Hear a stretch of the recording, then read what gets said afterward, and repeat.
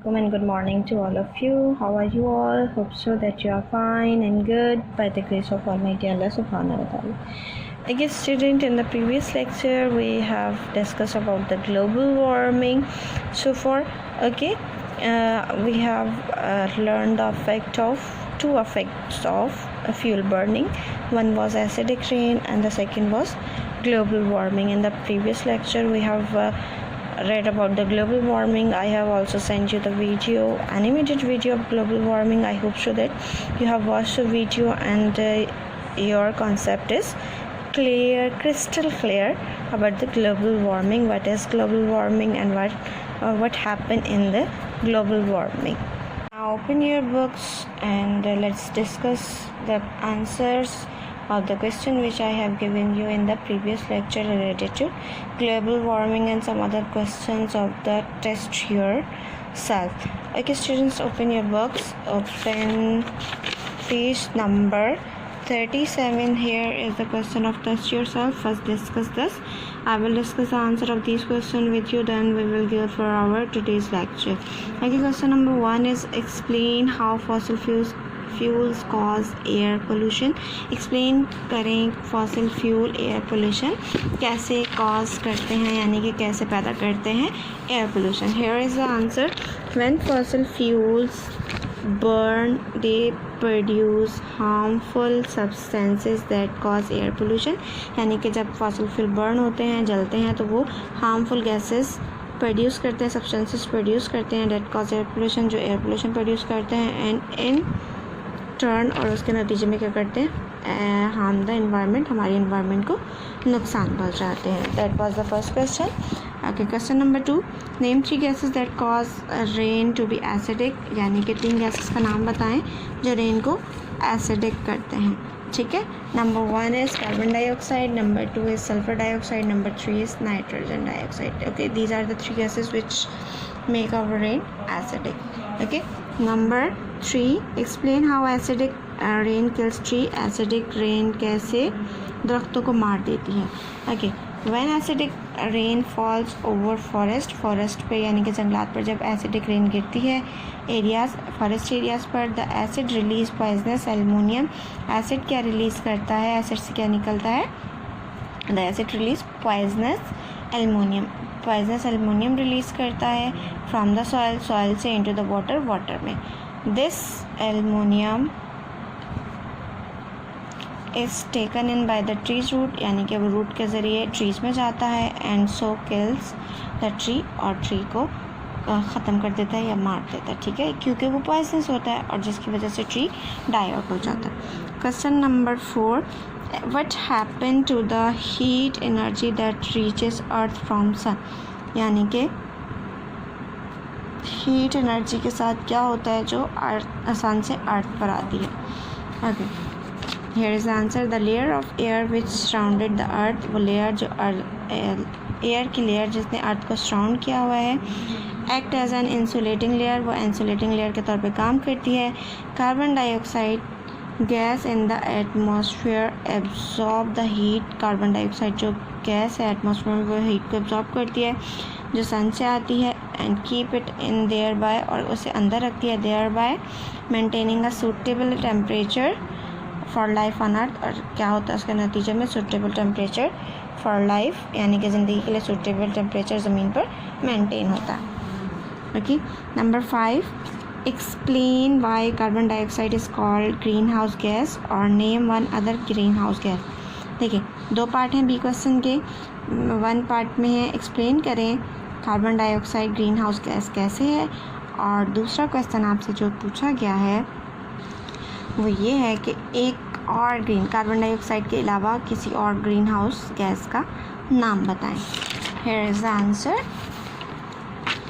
Like अ green house की तरह carbon dioxide is very good at keeping heat with in the earth atmosphere. Green house की तरह carbon dioxide भी एक gas good है, बहुत ज़्यादा अच्छी है क्या, हीट को अर्थ के एटमॉस्फेयर में रखने के लिए. दिस इज़ वाई, इसीलिए it is called a green house gas. इसे ग्रीन हाउस गैस भी कहा जाता है. ओके, कार्बन डाइऑक्साइड के अलावा मीथेन वो दूसरी गैस है जो ग्रीन हाउस गैस है, ठीक है। नाम पूछा गया था आपके साथ क्वेश्चन में, name one other green house gas. Okay, question number 6, what is global warming. Global warming क्या है, और बी पार्ट था इसका, explain how global warming can lead to flooding of low lying area. Low lying area में flooding global warming की वजह से कैसे होगी, ठीक है। Okay, here is the answer of part 1, what is global warming. Global warming is the increase in the amount of carbon dioxide. ये carbon dioxide का फॉर्मूला लिखा मैंने, ठीक है। इंक्रीज है कार्बन डाइऑक्साइड के अमाउंट पे इन द एयर में, हवा में। Is increasing the green house effect, जिसकी वजह से क्या होता है, ग्रीन हाउस इफेक्ट इंक्रीज हो जाता है। Which is causing the temperature of the earth to rise, जिसकी वजह से अर्थ का टेम्परेचर बढ़ता है। दिस इज़ ग्लोबल वार्मिंग, और अर्थ के टेम्परेचर को बढ़ने को क्या कहते हैं, ग्लोबल वार्मिंग कहते हैं। ओके, ग्लोबल वार्मिंग कैसे लो लाइंग एरिया के फ्लडिंग के सबब बनती है।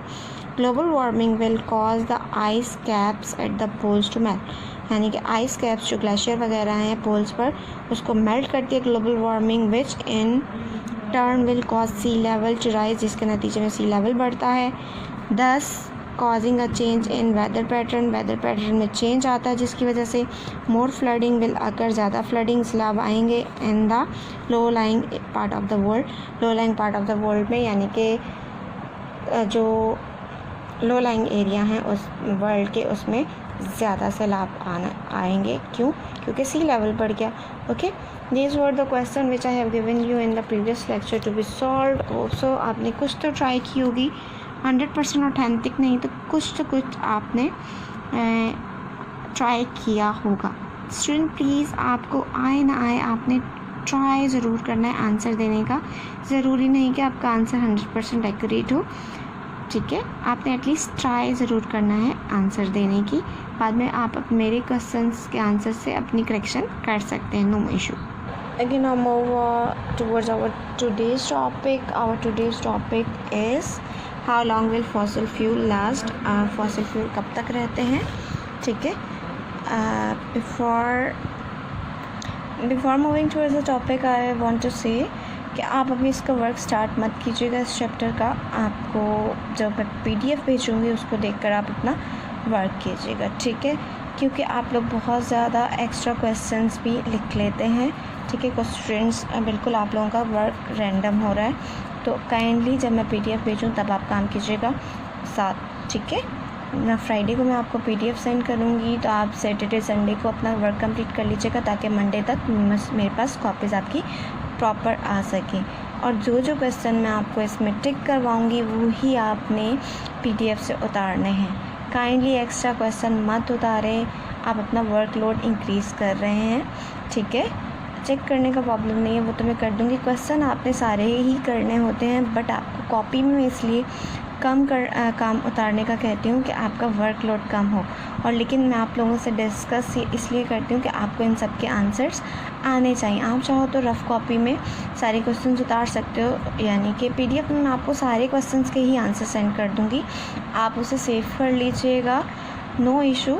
बट आप कॉपी में वही क्वेश्चंस उतारेंगे जो मैं मार्क करवाऊँगी, ठीक है। और केयरफुली वर्क कीजिएगा प्लीज़ स्टूडेंट्स, ताकि आप लोगों की सबकी कॉपीज़ एक जैसी हों, ठीक है। Okay, now start our today's lecture. अपना आज का लेक्चर स्टार्ट करते हैं। How long will fossil fuel last. Fossil fuel कब तक रहते हैं। Supply of fossil fuel are limited. So fossil fuels की जो सप्लाई है, ठीक है, वो लिमिटेड है and are being use at an alarming rate, और एक अलार्मिंग रेट तक उसे इस्तेमाल किया जा सकता है। They will not last for ever, वो हमेशा के लिए नहीं है, यानी कि ख़त्म हो जाएंगे। एक टाइम आएगा आपके पास फॉसिल फ्यूल की सप्लाई ख़त्म हो जाएगी। फ्यूल कौन कौन से fossil fuel, oil, natural gas and coal. Okay, oil के रिजर्व्स हमारे पास देखिए नॉन सप्लाई कितनी है, 50 ईयर्स तक के लिए है।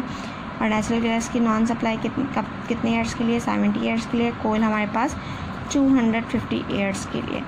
Where it is likely to run out, और कब तक हमारे पास ये ऑयल कब तक ख़त्म हो जाएगा, 2070 तक। अभी हम 2020 में, तो यानी कि हमारे पास मैक्सिमम 50 ईयर की सप्लाई अभी भी है। ओके, हमारे पास नेचुरल गैस 2090 में ख़त्म होगा, तो हमारे पास हम 2020 में, तो हमारे पास 70 ईयर की सप्लाई अभी भी मौजूद है। ओके, और कोल हमारे पास 2050 ईयर्स के लिए मौजूद है, तो हमारे पास अभी भी कितनी 22,075 तक ये आपके पास सेफ़ रहेगा, मतलब आप तब तक इसे इस्तेमाल कर सकते हो, ठीक है। यानी कि एक टाइम आएगा आपके फॉसिल फ्यूल्स ख़त्म हो जाएंगे, it will not last for ever, ये हमेशा के लिए हमारे पास नहीं रहेंगे, एक टाइम आएगा ये ख़त्म हो जाएंगे। The table shown how long fossil fuel will last, table बता रहे कि कौन सा फॉसिल फ्यूल कब तक रहेगा। ऑफ कोर्स जाहिर है more oil and gas reserves में बी फाउंड, और भी ज़्यादा ऑयल एंड गैस के रिजर्व ढूंढे जाएंगे, but it will not make much difference, लेकिन ज़्यादा डिफरेंस नहीं होगा टू दिस प्रिडिक्शन इन प्रिडिक्शंस का। You can see that oil and gas are likely to run out in your life time, आप देख सकते हैं कि ऑयल एंड गैस आपकी लाइफ में ही ख़त्म हो रहा है, ठीक है। The fact that we are running out of fossil fuel mean that we must plan for future, ठीक है। यानी कि ये जो फैक्ट है कि हमारे पास फॉसिल फ्यूल ख़त्म हो जाएंगे, इसका मतलब है कि हमें अपने फ्यूचर के लिए प्लान करना चाहिए। There are 3 things that can be done, 3 चीज़ें हो सकती हैं। Make the best possible use of energy we get from fossil fuel now, अभी हमारे पास फॉसिल फ्यूल जो दस्तियाब हैं उसका बेस्ट पॉसिबल यूज़ किया जाए। Find alternative fuel to coal oil and gas, oil gas and coal का अल्टरनेट फ्यूल फाइंड आउट किया जाए। फाइंड न्यू सोर्सेज, क्योंकि जब हमारे पास कोल ऑयल गैस होगा ही नहीं तो हमारे पास अल्टरनेट होगा, तो हम इसकी जगह कुछ यूज़ कर सकेंगे ना, तो हमें उसका अल्टरनेट अभी से फाइंड करना स्टार्ट कर देना चाहिए। Okay, number 3, find new source of energy, नए source of energy find out करें। Where fuels do not have to be burn, जहाँ पर हमें फ्यूल को ना जलाना पड़े, ठीक है। These are the 3 ways by which we can use these are the 3 ways we can use for future. Okay, we have means these things can be done, we can done for future, these 3 things we can done for future, हम ये कर सकते हैं अपने future के लिए कि हम अपना जो फॉसिल फ्यूल है, जो अभी प्रेजेंट में फॉसिल फ्यूल है, उसका पॉसिबल यूज़ करें, पॉसिबल यूज़ ऑफ एनर्जी, ठीक है। यानी कि best possible use of energy, यानी कि जो हम फॉसिल फ्यूल से एनर्जी ले रहे हैं उसका बेस्ट पॉसिबल यूज़ करें, उसका अल्टरनेट फाइंड आउट करने की, यानी कि फॉसिल फ्यूल जो हमारे पास ऑलरेडी मौजूद है उसका अल्टरनेट फाइंड आउट करने की कोशिश करें, और न्यू सोर्सेज ऑफ एनर्जी को फाइंड आउट करें जहाँ हमें फ्यूल को बर्न करने की ज़रूरत ना पड़े, यानी कि कुछ न्यू सोर्सेज फाइंड आउट करनी पड़ेंगी हमें फॉर आवर फ्यूचर, ठीक है, जब हमारे पास फॉसिल फ्यूल नहीं रहेगा।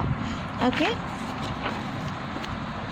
Okay student, this is all about today's lecture. From tomorrow in the next class we will start our next topic start करेंगे। टिल देन अपना बहुत सारा ख्याल रखिएगा, अपना प्रीवियस वर्क कंप्लीट कीजिएगा और अपना काम प्रॉपर कर लीजिएगा, इंडेक्स मेंटेन कीजिएगा। काइंडली छोटी छोटी चीज़ें बहुत केयरफुली करें ताकि आपकी कॉपी प्रॉपर रहे। इंशाल्लाह we will meet in next lecture with new topic. Till then अपना बहुत सारा ख्याल रखिएगा। फ़ी अमान अल्लाह।